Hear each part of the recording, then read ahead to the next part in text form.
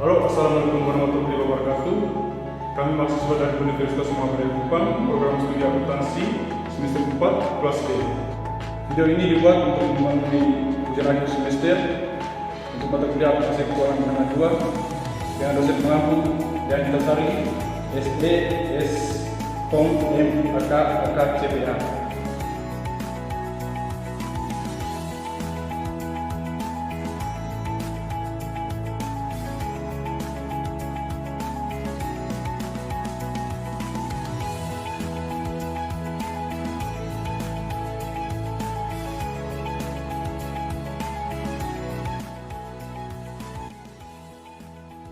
Perbandingan antara LPS sederhana dan LPS yang terdilusi.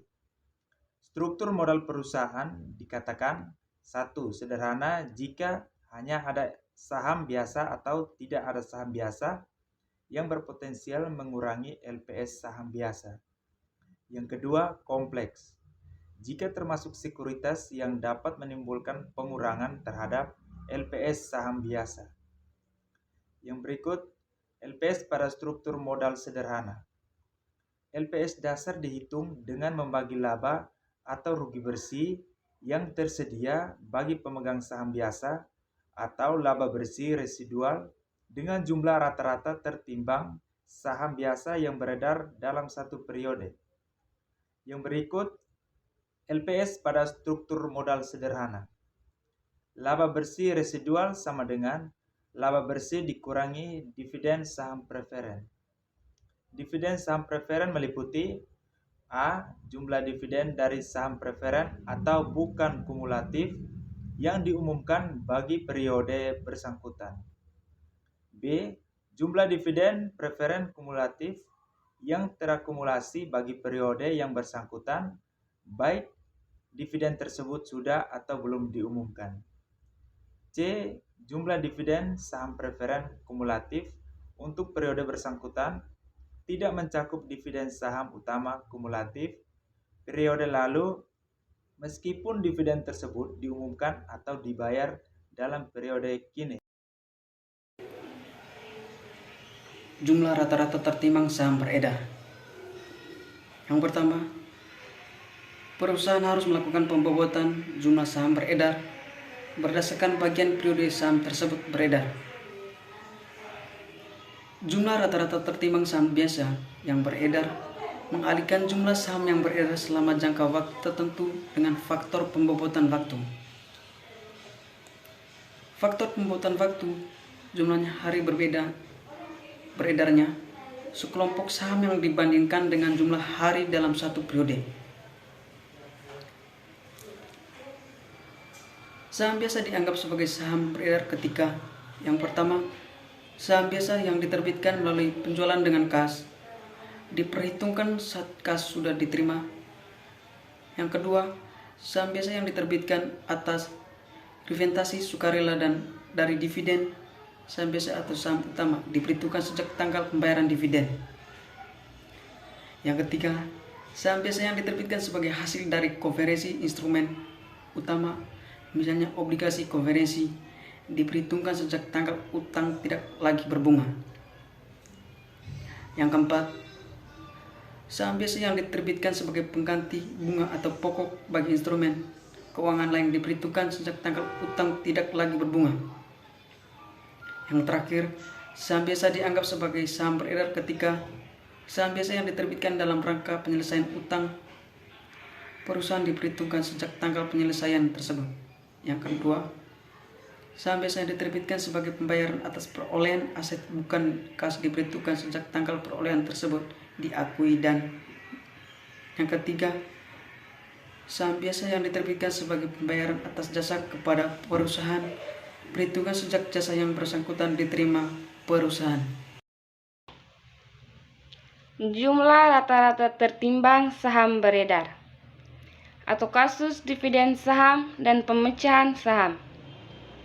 Apabila dalam satu periode ada perubahan jumlah saham beredar yang tidak mengubah sumber daya selain peristiwa konversi efek berpotensi saham biasa, maka jumlah rata-rata tertimbang saham biasa yang beredar selama satu periode dan untuk seluruh periode sajian harus disesuaikan.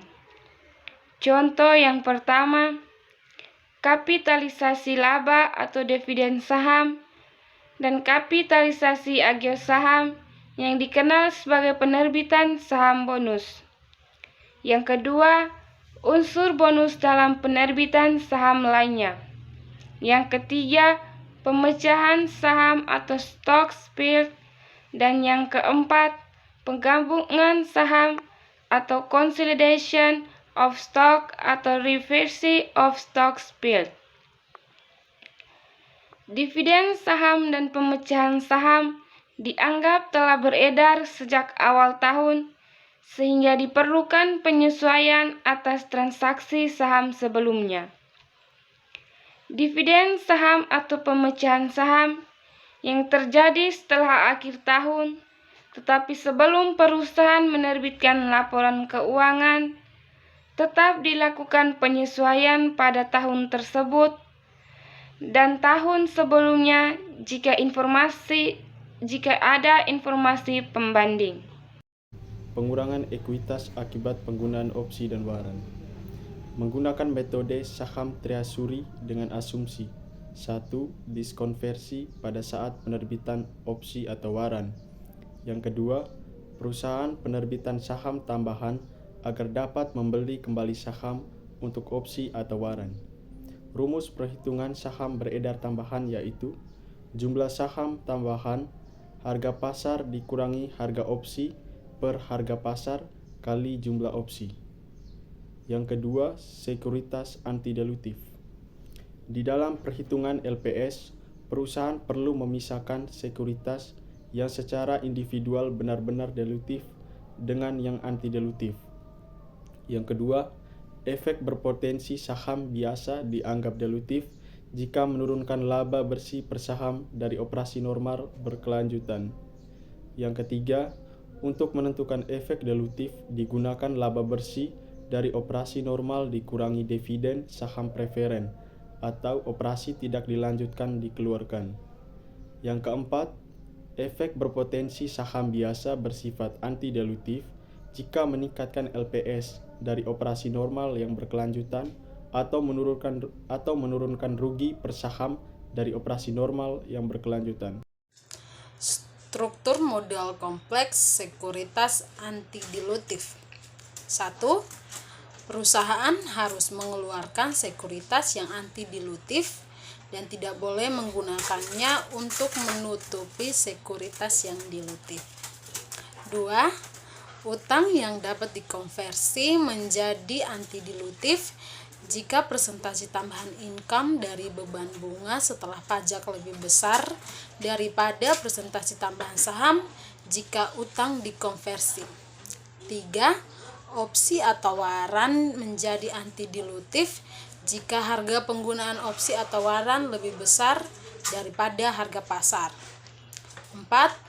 Dalam menentukan apakah suatu efek berpotensi saham memiliki dampak dilutif atau antidilutif, maka setiap penerbitan harus dipertimbangkan secara terpisah, bukan secara agregat atau keseluruhan. 5.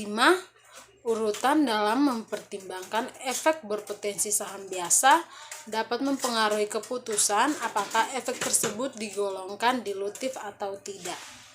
6. Untuk memaksimalkan dilusi dari LPS dasar, setiap penerbitan atau setiap seri penerbitan saham harus dipertimbangkan dalam urutan mulai dari yang paling dilutif ke yang paling sedikit sifat dilutifnya. Sekian materi kami. Jika teman-teman kurang mengerti dengan apa yang kami jelaskan, teman-teman bisa mencari referensi utama kami di Intermediasi Accounting, Standar Akuntansi Keuangan, dan International Financial Reporting Standard. Audio Jungle.